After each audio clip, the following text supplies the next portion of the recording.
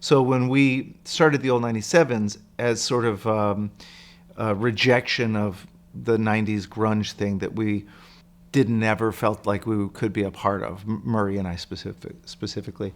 And then as we went, we were making our second record for Bloodshot Records out of Chicago.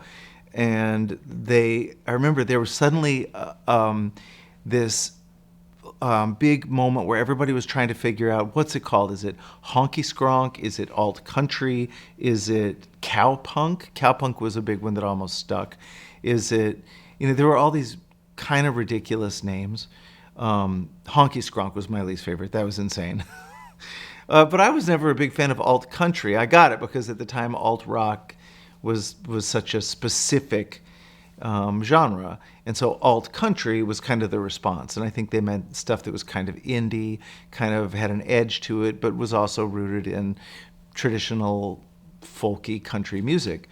So at some point around that time, the Fight Songs time, I was talking to a writer who wrote for a radio magazine, Rob Bleetstein. And Rob was tasked with coming up with the name of a new chart that would track plays for bands like us, theoretically. And he said, I came up with the name for the chart. It's the Americana chart.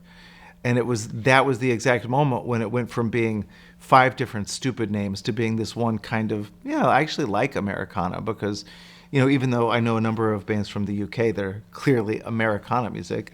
And honestly, if the Beatles came out today with the early skiffle version of the Beatles, they would be an Americana band, whatever.